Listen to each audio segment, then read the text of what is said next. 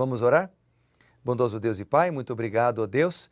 Estamos juntos e queremos receber a Tua orientação para estudar a Tua Palavra mais uma vez. Em Teu nome oramos. Amém. Vamos a Isaías 57, então. É um capítulo que descreve a abençoada morte dos justos. Isso mesmo, porque os justos, a Bíblia diz que ela é abençoada porque eles morrem com a esperança da vida eterna e da ressurreição. Mas também o capítulo apresenta a reprovação que Deus faz aos judeus por praticarem naquela época a idolatria. E ele apresenta ali, nesse capítulo, as promessas aos que são fiéis. Bom, eu destaquei alguns versos que eu gostaria de destacar com você nesta hora, que me chamaram a atenção particularmente. Vamos juntos então ao primeiro verso. Logo no início, o verso número 1 do capítulo 57, para mim já me fez pensar. O capítulo diz: perece o justo, e não há quem se impressione com isso. E os homens piedosos são arrebatados sem que alguém considere nesse fato, pois o justo é levado antes que venha o mal. E ainda o verso 2 diz: e entre na paz, descansem no seu leito os que andam em retidão. Por que é que me fez pensar? É porque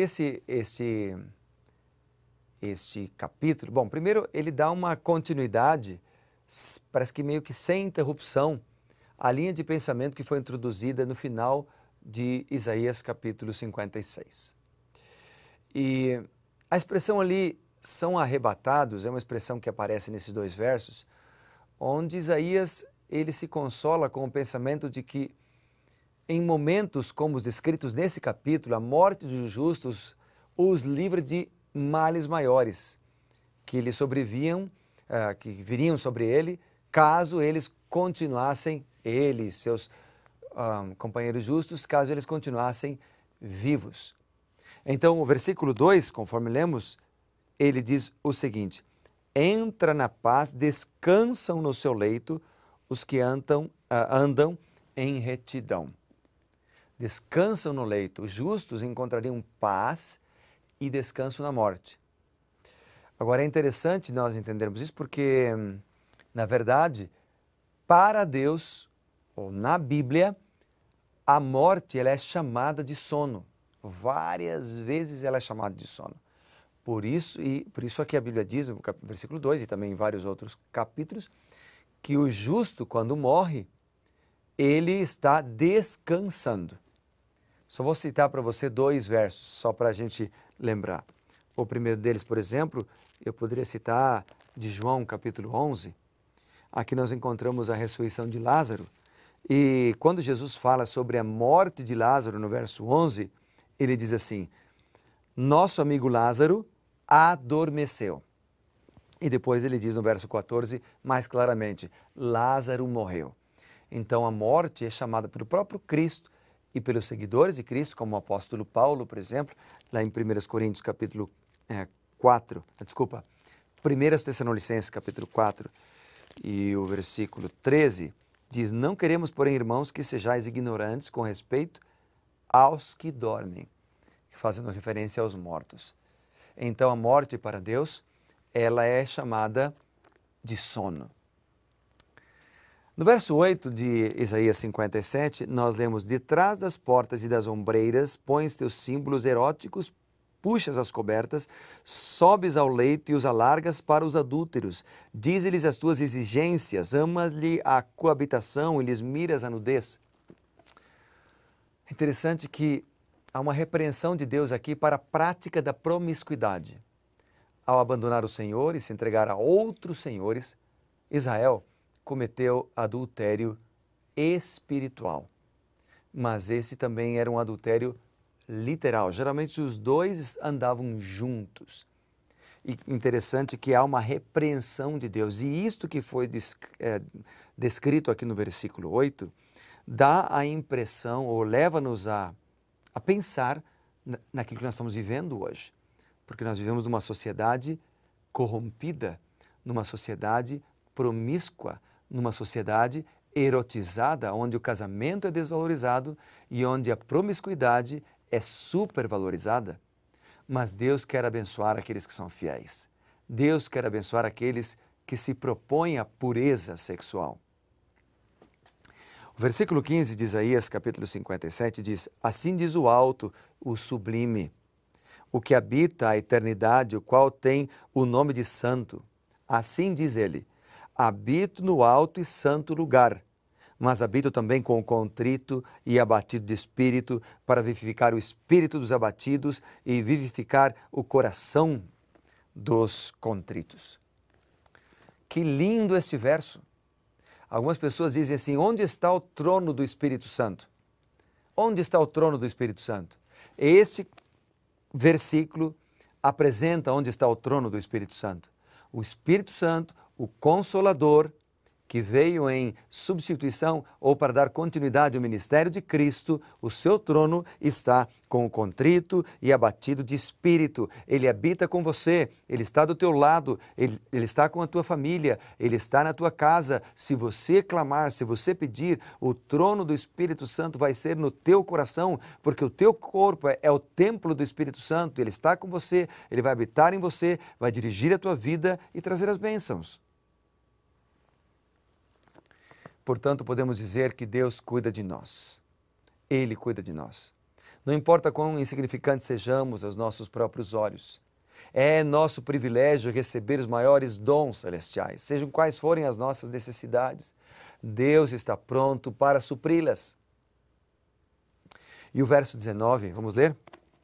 Ainda diz: como fruto dos seus lábios criei a paz. Paz para os que estão longe e para os que estão perto. Diz o Senhor: eu o sararei. A mensagem divina de paz está nas boas novas da salvação. O Evangelho é para todos. É para os de perto, é para os de longe, é para os judeus, é para os gentios, para o brasileiro, para o paraguaio, para o americano, para o canadense, para todos. Todos que estão dispostos a ouvir o chamado de Deus. Você está disposto? Você está disposto? Eu quero ler um texto da Bíblia contigo ainda. E o texto está em Atos dos Apóstolos. Vamos ver juntos? Atos dos Apóstolos, vamos ler primeiro o capítulo 22. No capítulo 22 e no versículo 16, há um chamado de Deus. O texto diz: e agora? Por que te demoras? Levanta-te, recebe o batismo, lava os teus pecados, invocando o nome dele. Quando nós fazemos uma comparação aqui com Isaías, nós lemos Deus dizendo o seguinte: eu o sararei, eu cuidarei de você, eu estou perto de você, eu habito com aquele que é contrito de espírito. E aqui diz o texto, Paulo diz, né, em Atos 22:16, diz aqui: e agora, por que te demoras? Por que você demora para tomar uma decisão? Você tem estudado a Bíblia, tem ido à igreja, por que não tomou a decisão de ser batizado? O que lhe impede? É o trabalho? Confia no Senhor, Ele vai estar contigo. É a família? Dê o primeiro passo para que Deus possa usar você para influenciar positivamente a outros. Deus cuida de nós e Ele espera que nós selemos a nossa vida com Ele, fazendo um compromisso. Deus sarará da enfermidade, do pecado, todos aqueles que desejam abandonar o pecado e seguir o Senhor. E por fim o verso 21. O verso 21 de Isaías 57 diz o seguinte: para os perversos, diz o meu Deus, não há paz. Entre as obras da carne estão o ódio, a discórdia, os ciúmes, a ira, o egoísmo, a dissensão, as facções, né, que são as rivalidades, conforme está escrito lá em Gálatas 5:20. Mas entre as obras do Espírito estão o amor, né, o fruto do Espírito é identificado como amor, alegria, paz. Esses elementos estão entre os gomos desse fruto do Espírito. Os perversos não podem encontrar paz de espírito, não podem encontrar tranquilidade. Mas aquele que busca o Senhor, aquele que se entrega ao Senhor, esse encontrará. Por isso, eu encerro lendo novamente esse versículo que para mim é um dos mais significativos das Escrituras.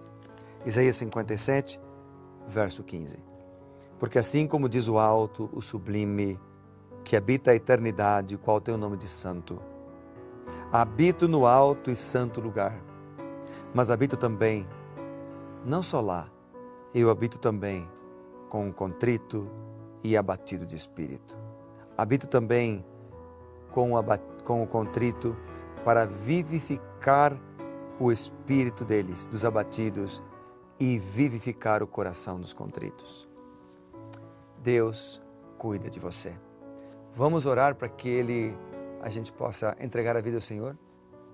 Bondoso Deus e Pai, quantas vezes temos lutado, quantas vezes temos falhado, mas agora nós queremos entregar nossa vida a Ti. Queremos ser fiéis, queremos entregar todos os nossos medos em Tuas mãos, para que o Senhor nos dirija. Perdoa os nossos pecados, ó Pai, e nos conduza. Em nome de Jesus oramos. Amém.